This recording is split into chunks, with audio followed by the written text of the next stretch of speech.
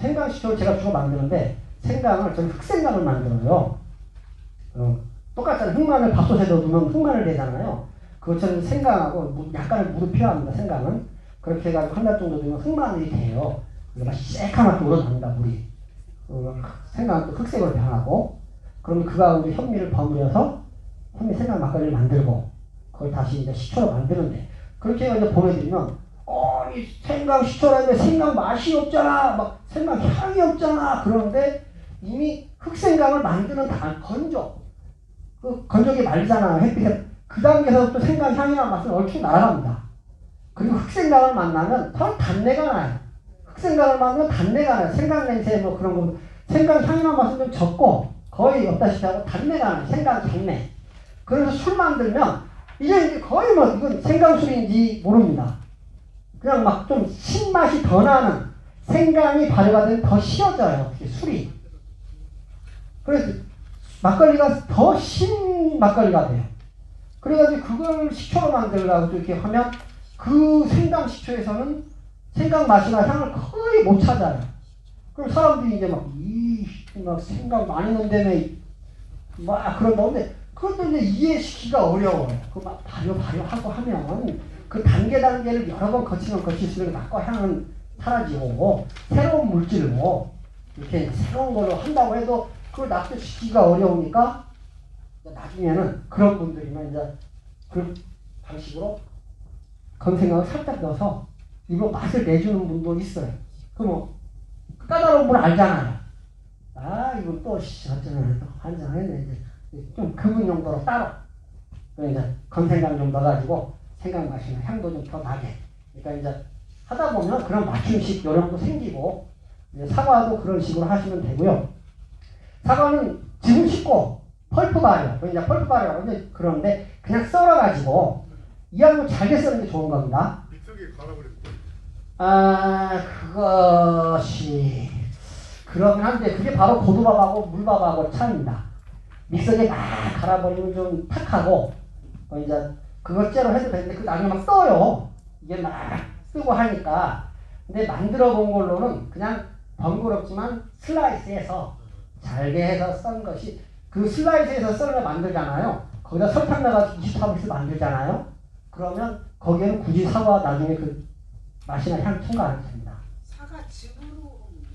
사과 즙으로 하면 맛이 달라요. 나중에 최종 식초가 만들어지면 사과 건더기를 가지고 하면은 진짜로 사과 맛이 나고 좀 맛이 부드럽고 하여튼 사과 식초가 맛있어요. 이거 사과 식초인데 좋은데 거의 숙성까지 하면 이거 사과 좋은데 그런데 사과 즙으로 하면 나중에 날카로워요. 그냥 좀 뭐랄까 오뚜기 CJ 막 그런 식초처럼 그 신맛만 좀 있는 그래서 날카롭다는 표현이 어쩔지 모르겠는데 하여튼 산도도 세면서 맛이 상대적으로 사과 맛이나 향이 덜하니까 그게 좀 나중에 어쨌든 그렇게 즙으로 만들면 그래서 조금 맛이나 향을 좀 더해줘야 맛있는 식초가 되지 이건 막 셉니다. 식초가 그냥 팍 세요.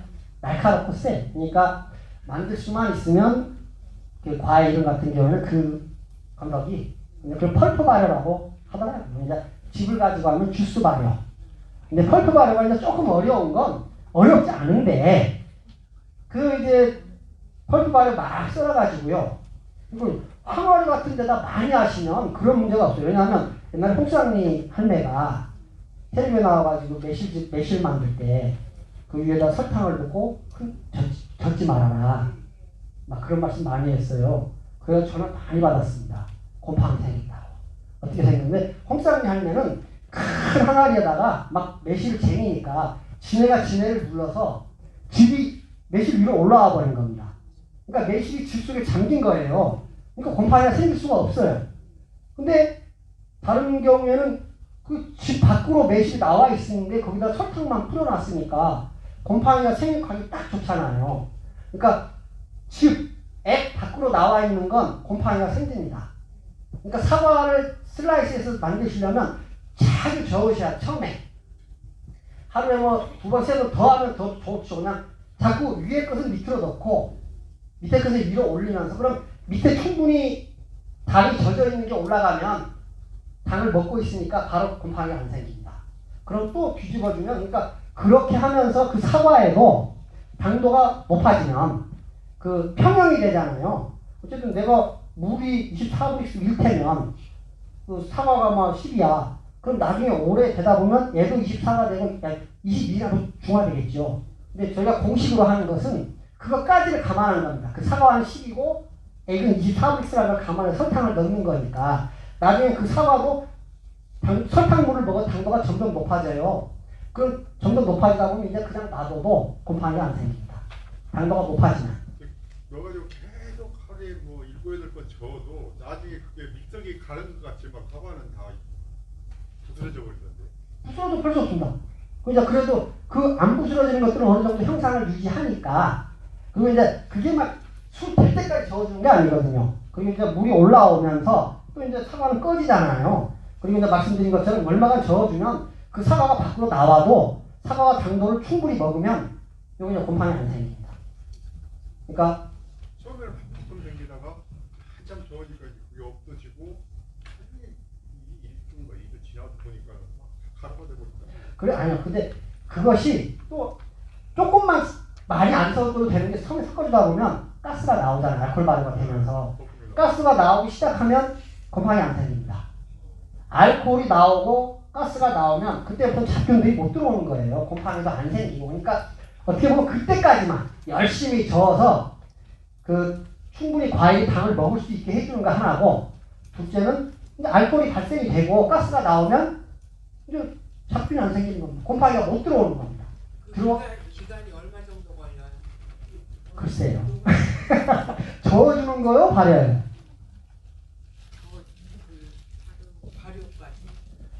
그럼 발효는 어쨌든 제가 말씀드렸잖아요. 3주면 최소 3주. 그 처음에 이렇게 저어주는 건 저는 한번 저도 하도 오래돼서 한 일주일 정도는 그냥 가늠해서 일주일 정도 해주시면 말씀처럼 알코올 나오고 가스 나오고 그 당 먹고 하면 또 이제 사과가 또 잠기잖아요. 나중에는 으스러지고 하면서 그 액 속에 잠기면 곰팡이는 절대 어떤 액 속에 생길 수가 없습니다. 곰팡이는 소수성이라고 해가지고 무조건 물에 뜹니다. 액 표면에만 생기는 거지 곰팡이가 액 속에 생기셨다는 말을 들어본 적이 없으시잖아요. 과일들이 무조건 액 속에 잠기기만 하면 그럼 곰팡이는 걱정 안 하셔도 됩니다. 생기는 거. 그러니까 그럼 일단 발효가 되면 그게 발효액이네요? 사과? 아니죠. 그 효모가 들어갔으니까 사과 와인이 되는 거죠. 와인. 저희가 몇 년 전에 한동안 그 파인애플 식초라 그래가지고 네. 현미 식초에다 파인애플을 이렇게 깎은 다음에 슬라이스 쳐서 담궈서 소주하고 추가해갖고 그렇게 담궈놨다 발효시켜서 먹는 그런 식초라고 한번 유행했던 적이 있거든요. 그러니까 이제 그런 것들이 아까 말씀드린 발효와 부패 경계에서 사실은 부패는 안 되지만 소주가 있고 식초가 있고 설탕이 있으니까 그것 자체는 부패들이 제일 싫어하는 거잖아요.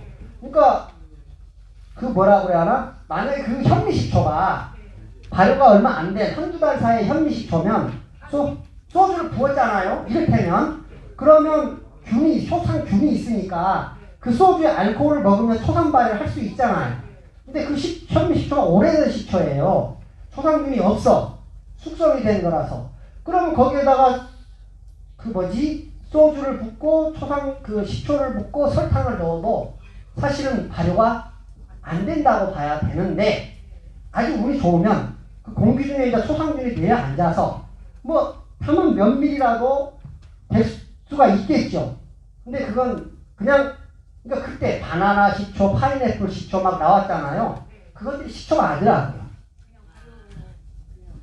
그냥 식초에다가 그냥 파인애플 넣어서 우리고 단맛 내고 설탕 넣은 거고. 그러니까 어떤 분들 식초에다 설탕 내면 발효되는 뭐죠? 생강 막 믹서기에 갈아가지고 현미식초에 넣어서 부뚜막에 두면 발효가 된 생강식초 된다고 그러잖아요. 식초는 발효의 최종 3분입니다. 그게 다시 발효가 되면 물이 되는 거예요.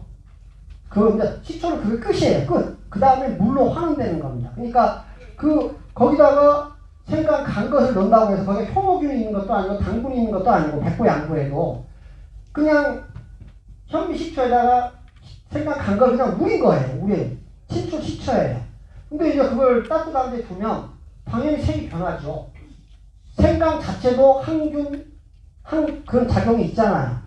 그리고 현미 식초도 있고, 그러니까 그런 항균이나 뭐죠? 그렇게 생각, 그런 있는 것이니까 상할 수가 없죠. 그냥 그 상태로 유지되는데 그걸 이제 사람들은 그냥 그 상태로 가는 걸 발효됐다고. 텔레비에서 그러면 이제 나도 따라 해보고 나도 발효를 했다고.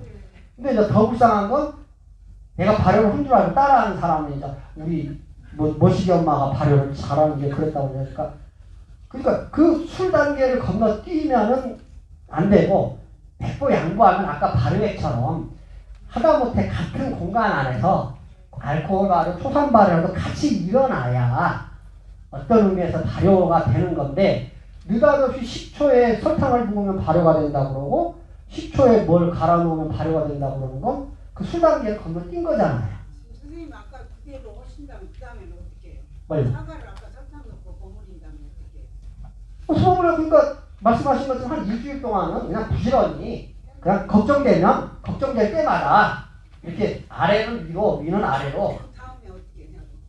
아니 그런 사이에 이스트 넣고 이렇게 겹잖아요. 밀폐를 해가지고 가스 나갈 구멍만 만들어줄 거 아니에요. 그러면서 이제 고무줄이든 뭐 뚜껑이든 열고 젖고 다시 닫고 그러면 그 안에서 이제 발효가 일어나고 또 이제 또 뚜껑 열고 버무리고 하면서 이제 그 발효가 되는 주에 이렇게 해주라는 거죠. 와인 만들 때 이제 그 펌핑 오버라고 해가지고 포도도 위험합니다. 곰팡이한테서. 그러니까 밑에 포도즙을 위로 이렇게 펌프로 끌어올려가지고 쏴요. 그 포도 위에 뜨잖아요. 그 위에다가 쏴줘요. 계속 젖어 있는 채로. 당도에 젖고 액에 젖어 있으면 곰팡이가 안 생기니까. 근데 우리 그렇게 할 수 없으니까 사과를 계속 저어주면서 이 말씀처럼 일주일이 안 될 수도 있는데 좀 저어주다 보면 당도가 높아지고 가스 발효가 되면 그때는 이제 그런 곰팡이나 잡균 걱정 안 하셔도 된다고요. 그러면서 또 차요. 그 액이 나와서 그 사과가 잠겨요. 잠기는 뭐 걱정이 없는 겁니다. 그 다음에는 어떻게 해요? 이게 사과 10kg, 그 다음에 설탕 1.34kg, 그리고 효모가 1000분의 1을 쓰라고 해요. 1000분의 1. 근데 여기가 제수화라고 효모 그 인터넷에서 팔아요. 아니면 이제 뭐 빵 효모 쓰시는 분들도 계시더라고. 이마트에 가면 빵 효모를 판대요. 저는 모르는데 어쨌든 그런 효모들 1000분의 1 쓰는데 그냥 스프 같은 거예요. 스프 여기 지금 여기 찾아보면 효모 있습니다. 그 효모. 네? 근데 효모 그러니까 와인 효모를 쓰시고 저는 이제 여러 종류가 있는데 저는 이제 아까 누룩 뭐 쓰냐고 해서 저는 이제 진주곡자 씁니다. 진주곡자. 그 이제 누룩 중에 진주곡자가 이제 써보니까 그만해서 진주곡자를 쓰고요. 그 이제 술 만드실 인터넷에서 진주곡자 찾으시면 나오고요. 와인 효모는 퍼미빈이나 랄빈 2118 뭐 몇 가지 있어요. 레드스타 그런데 근데 이제 저는 랄빈이 막 교육받고 다니기도 하고 가장 많이 권해주시기도 하고 와인 메이커들이 가장 많이 써서 이제 룰루랄라 할 때 랄빈 빈천하다 빈곤하다 할 때 랄빈 그 효모 쓰시면 되고요. 대신 이제 그건 약간 분말이에요. 분말. 그러니까 이제 효모를 쓰실 때는 제수화 한다고 그러는데 그걸 이제 물에 녹여가지고 효모들을 활성화시켜갖고 쓰시면 좋거든요. 안 쓰셔도 되는데 그 자체로 세요. 효모가. 그러니까 그냥 과일집에다 이렇게 부어줘도 되긴 하는데 우리는 항상 발효를 하면서 최적의 조건, 최적의 상태 그런 것을 찾으려고 하니까 그러니까 그 효모를 최적의 상태로 이제 그 발효를 하기 위해서는 제일 경우인데 저는 그 커피포트 중에 분유하는 거 있더라고요. 온도가 40도, 뭐 65도 막 그런 설정이 있잖아요. 저는 그 커피포트에 40도로 맞춰놓고 거기에 효모 붓습니다. 그럼 항상 40도로만. 왜냐하면 효모는 40도 정도 되는 물에 한 20분 정도 활성화를 시키라고 그러거든요. 여기 마찬가지로 읽어보시면 여기 있습니다. 이 책에도 그러니까 효모의 5배, 10배 물이라고 그러는데 그건 의미 없고요. 그냥 물 500ml든 뭐 300ml든 1리터든 적당히 하고 거기다가 한 10% 정도 설탕을 좀 넣어주세요. 왜냐하면 효모가 깨어났을 때 깨우긴 했는데 깨고 보니까 먹을 게 없네. 그러면 이제 좀 자칫 위험하니까 그 깨자마자 먹을 수 있게 당분을 좀 주는 차원에서 설탕 한 10% 정도를 물량에 10% 정도면 꼭 10% 아니어도 되는데 어쨌든 먹이가 될 수 있는 당분을 좀 넣어주고 저는 이제 그 커피포트 40도에 맞춰놓고 물 한 200~300ml 붓고 그럼 이제 효모 정해진 양 그 1000분의 1이 쉬운 게 뭐냐면 내가 10kg를 쓰면 10g을 쓰면 됩니다. 킬로만 떼면 돼. 킬로만 10kg는 10, 1kg는 1, 100kg는 100g 킬로만 떼면 되니까. 근데 이제 그건 이론상이고 그러니까 우리가 걱정 많잖아요. 걱정되고 진짜 연구소나 만든 거나 그 조건이 아니니까 우리가 2배. 그러니까 정해진 건 1000분의 1. 10kg면 10, 1kg면 1인데 1g인데 그냥 우리는 걱정도 많고 경험이 없으니까 2배 쓰자. 10kg면 20g, 1kg면 뭐 2g 그런 식으로 좀 더 쓴다고 큰일 덜 쓰면 큰일이 나도 더 써서 큰일 나는 건 없으니까 이제 그 정도 쓰시면 이제 뭐 됩니다. 그러니까 이건 말로 대략 이렇다는 거고 이제 해보셔야죠. 뭐 해보셔야 돼요. 빵에 들어가도 돼요. 발효종이라 그래가지고 액으로 되어 있거든요. 예? 액으로 발효종이라 그래가지고. 발효종? 네, 그런 것도 가능한가요? 가능은 한데 그 제가 알기로 그 발효종 빵 만들 때 네. 쓰는 그런 건 줄 알거든요. 네. 그러니까 그 효모가 와인 효모가 있고 빵 효모가 있고 서로 이렇게 바꿔 써도 돼요. 근데 빵 효모는 가스를 많이 내는 효모예요. 빵을 부풀려야 하잖아요. 그러니까 이제 그 좀 같은 효모인데 사촌인데 빵 효모는 어쨌든 이제 그 알코올 대비 알코올보다는 가스를 많이 내서 좀 부풀리는 작용이 큰 거고 와인 효모는 가스도 있지만 알코올을 더 잘 만드는 효모. 근데 포도 발효 그 액종액이 쓰시는 분을 저는 안 썼으니까 그걸 써서 만드시는 분을 보긴 봤어요.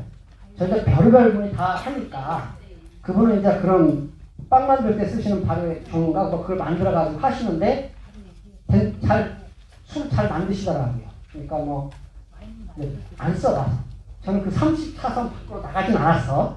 안 해봤는데 된다고 하시는 분들도. 근데 제가 아까 설탕도 말씀드렸지만 굳이 이게 맞다는데 굳이 나는 저걸 쓰겠다. 설탕이 좋다는데 굳이 원당을 쓰겠고 그 와인 효모가 좋다는데 굳이 발효액종을 쓰시겠고 이제 말릴 생각은 없습니다만 그래도 어쨌든 이제 경험적으로 이제 와인 효모를 쓰시는 게 좋다. 이제 쓰셔도 됩니다.